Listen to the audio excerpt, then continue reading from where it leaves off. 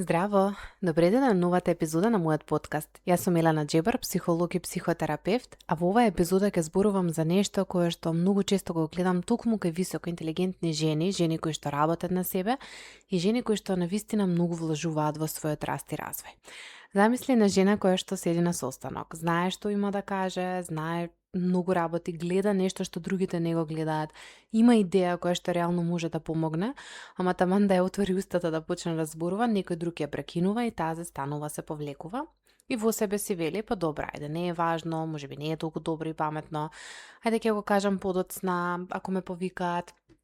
После некое време состанокот завршува, а незината идеја некој друг ја кажува 15 минути подоцна и сите велат, вау, браво, леле, колку одлична идеја, алал да ти е, а таа седи со чудно чувство во градите, не знае што не знаела, не знае зошто не го кажала, меѓутоа реалноста е дека во тој момент всушност немала капацитет и во клучниот момент повторно се намалила. Мене ова го давам чисто како пример, меѓутоа на истекот на мојата работа во суштина немам клиентка која што не дошла да се соочи со нешто слично, особено клиентките кои што доаѓале во асертивно, кои што баш некако и многу сме работеле на оваа тема. И на истекот на годините толку многу искуства собрав, толку многу примери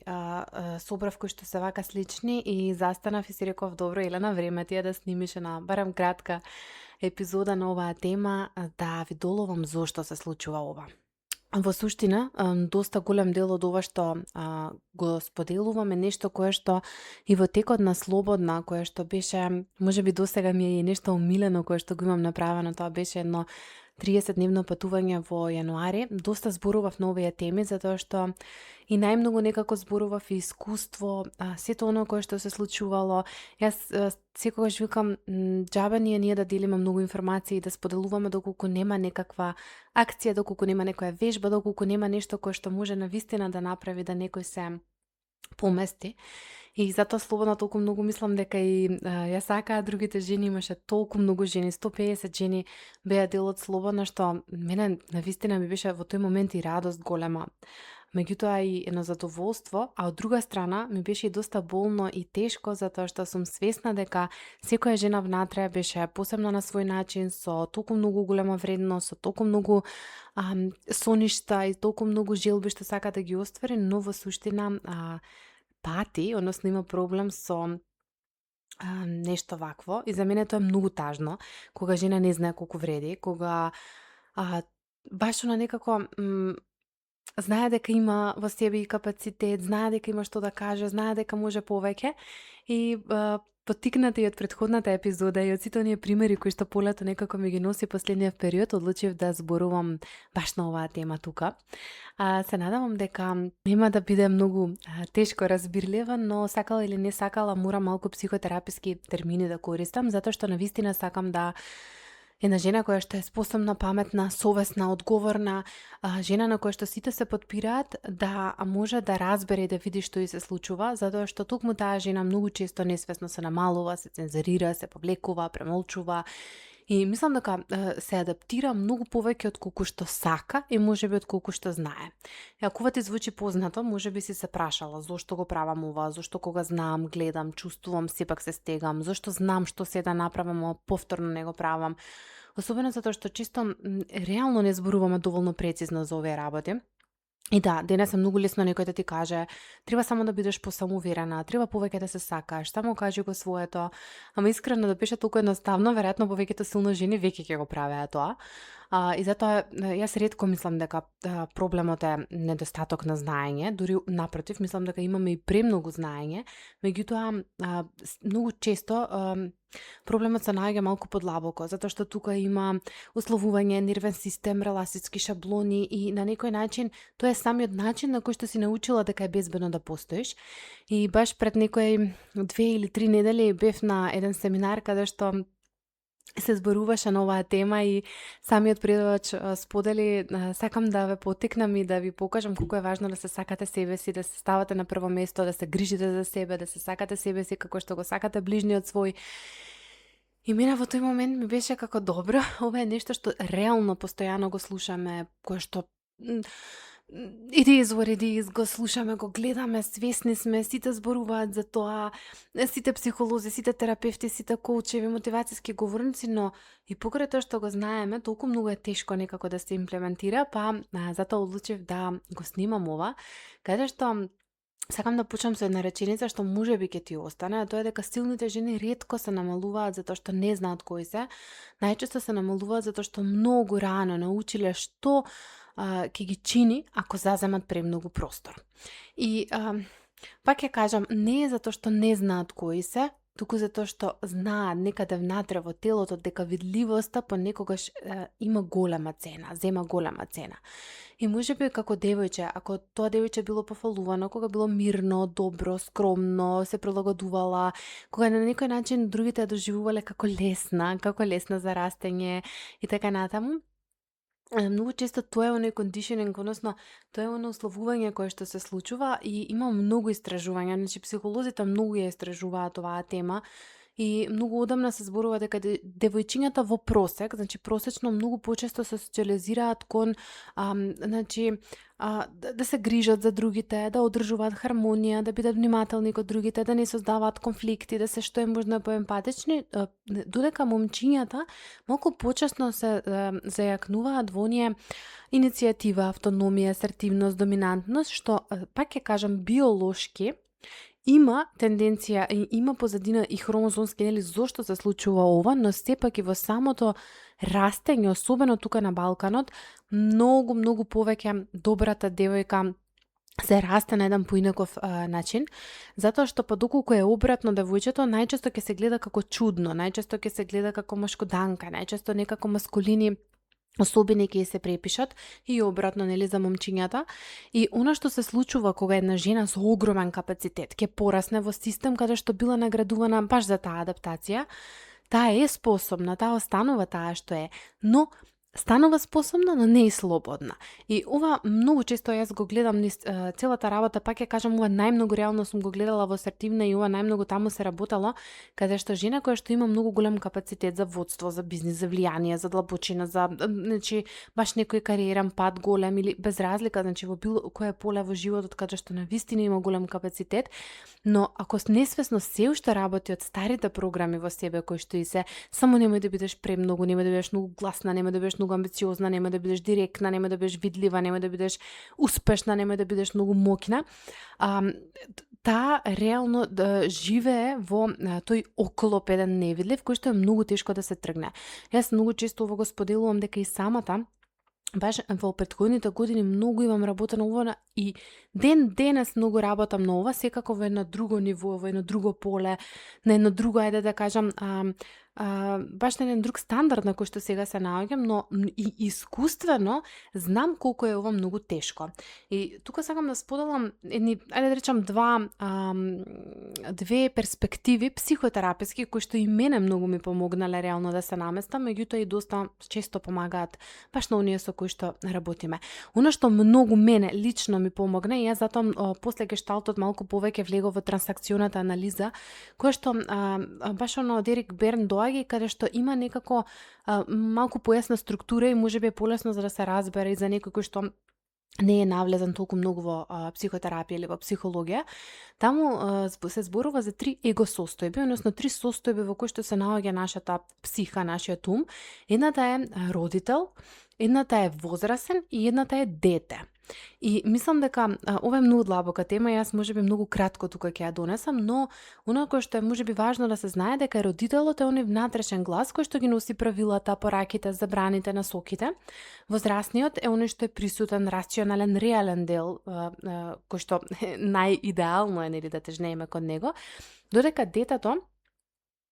е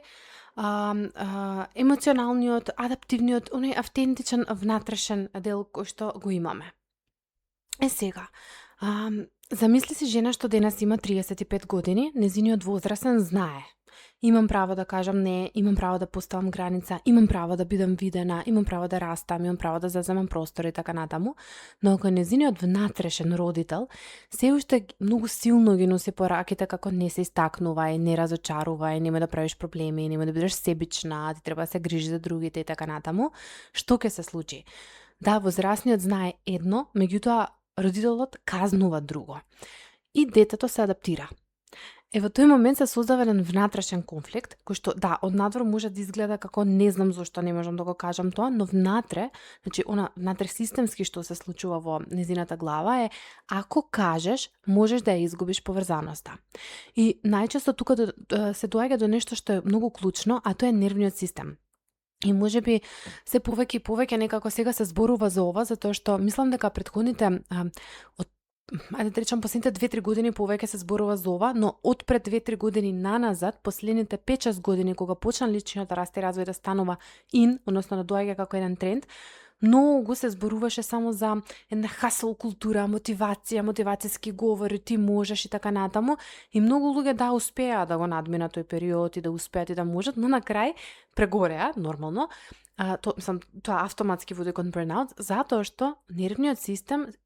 беше изоставен, бидејќи секако доста голем дел на лаици го зборуваат тоа кога си лаик и кога ти не знаеш што се случува внатрешно, холистички, што се случува со централниот нервен систем, што се случува со телото, вагосниот нерв и така натаму, и се изостанува еден клучен аспект. Кога се виде таа, да речам, тој недостаток, сега некако, фала Богу, се враќаме малку назад кон нервниот систем, каде што поврзаноста многу често се доживува како преживување. Особено ако како дете љубовта била условена. И да, реално ова не е нешто од кое што можеме да избегнеме. Јас во ниту еден момент не сакам да се врати некој да биде лут на родителите, иако и тоа е дел од растот, нели, каде што баш онака си дадеме дозвола да бидеме и лути, да бидеме и тажни за оно што сме го немале, имале и така натаму. Меѓутоа,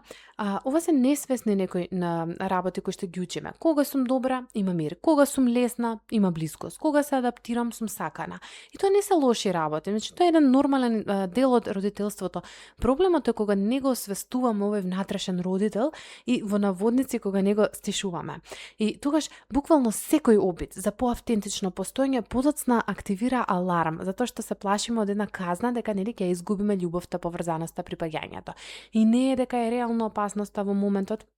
Буквално, значи, опасноста доаѓа од внатре, од нешто кое што телото го има запомнато, нервниот систем го носи во нас. Сега, една друга перспектива во гешталт психотерапијата, ова е нешто кое што искрено јас многу долго време го работев, можеби,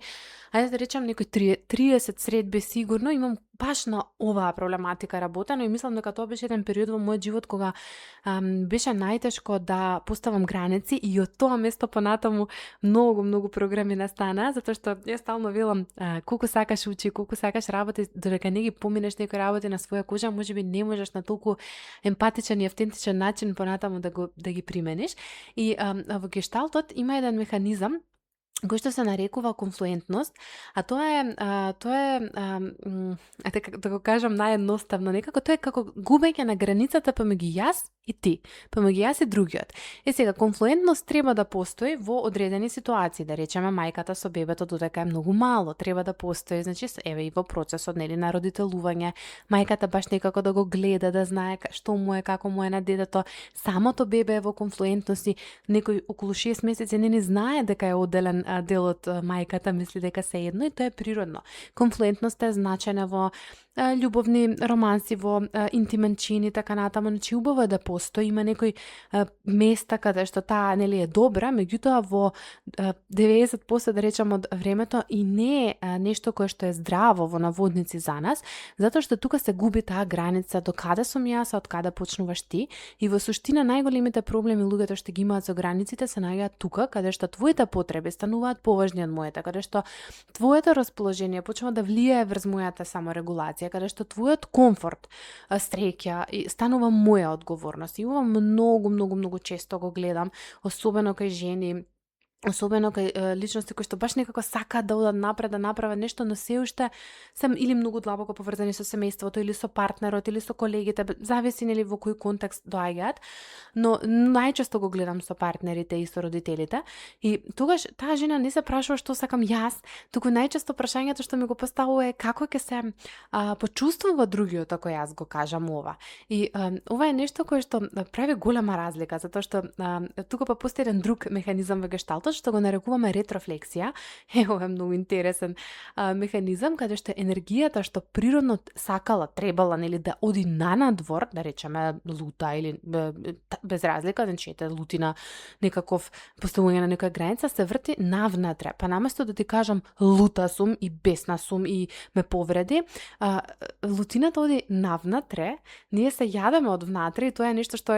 Габор Мате можеби малку повеќе го зборува тоа и низ книгите и низ сам целата негова психотераписка работа го направи малку попопуларно и појасно, каде што лутината сами себе си се јадаме навнатре, наместо да ја извадиме надвор, особено како жени, затоа што самата таа агресија, бес и лутина тешко ни е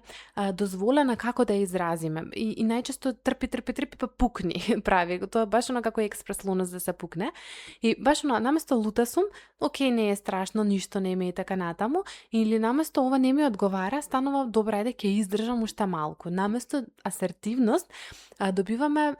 потиснатост, едно само потиснување и мислам дека ова е многу значајно и важно да го кажам, каде што people pleasing или задоволување на другите не е исто што и добрина и љубезност. И овде мислам дека ова многу жени и треба да го слушнат, затоа што љубезноста ми е важни ми се и ти и јас. Меѓутоа, people pleasing најчесто е подобро јас да се изгубам отколку тебе да ти биде непријатно, а тие две работи не се исти. Значи, кога важно ми е, нели, начинот на кој што ќе ти го кажам, како ќе саморегулирам емоцијата, нели, ќе адресирам и ќе ја кажам, меѓутоа, нели, без да направам нешто, нема да те удрам, нели, во тој момент. И сега кај people pleasing многу често е, окей, не е важно јас, ќе се изгубам себе си, ќе се изедам однатре, ќе бидам лута, ќе ми биде тешко, ќе плачам, никој дорека нема гледа, меѓутоа важно ми е да не го изгубам односот или прифаќањето или љубовта и така натаму. И пак ќе кажам, овие две работи не се исти. И уште еднаш ќе повторам, не го кажувам ова за да се обвинуваш доколку се пронеде, обратно, туку сакам само да видиш колку интелигентно психата се адаптира. И ова се стратегии кои што некогаш ти помогнале и можеби некогаш во некои ситуации во животот ќе ти помагаат. Те заштитиле, ти помогнале да останеш поврзана, но станува многу голем проблем во животот кога оваа стратегија што може ни помагала на 7-8 години почнува да те ограничува на 37 години. Кога во одредено поле од твојот живот навистина многу те ограничува, кога гледаш дека веќе толку многу се намалуваш, а има капацитет внатре во тебе што не можеш да излезеш од таму. И ова е баш оно парадоксално, каде што многу жени мислат дека па јас само немам самодоверба. Јас искрено не мислам така. Јас многу често гледам нешто сосема друго. Ти можеш да имаш самодоверба, меѓутоа тука е недостаток на капацитет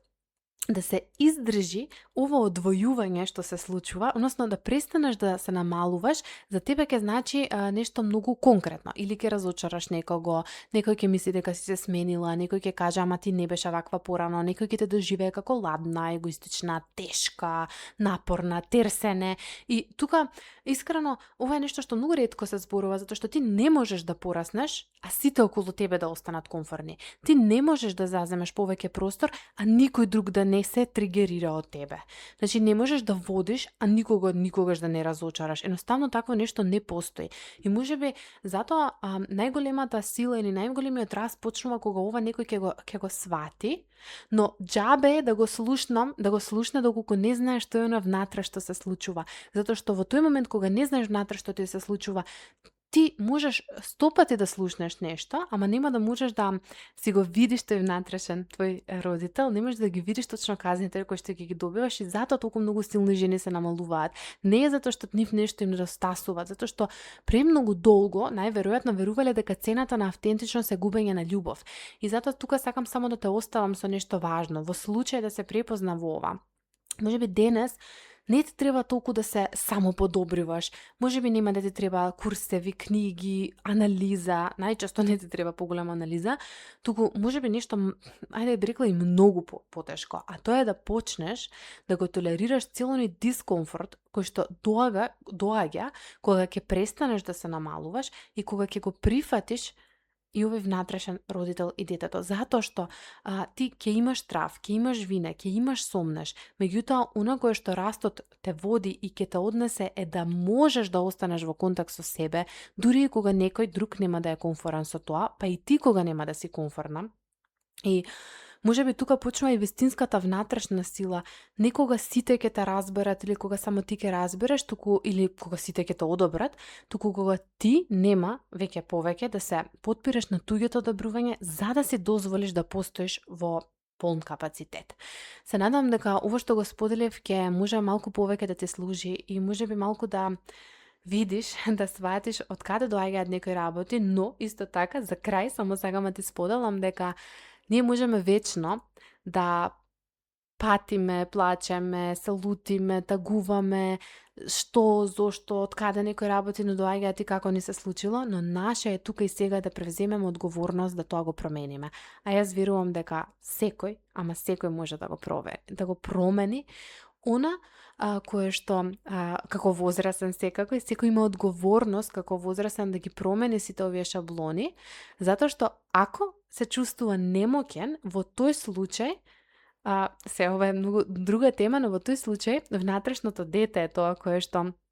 повеќе ја зазема, ајде да речам, ја зазема таа позиција наместо возрастниот. Ние секако во овие три позиции, секогаш можеби ќе одиме во една, во друга, во трета, но доколку чувствуваш дека не можеш, дека немаш моги во тебе, дека не знаеш како, тогаш најверојатно функционираш и делуваш од внатрешното дете, а ти што ме слушаш, сигурна сум дека не си дете и само сакам да те освестам да си го видиш тој возрастен твој дел кој што има одговорност, има капацитет, има начин, има можност да тука и сега направи поинаков избор.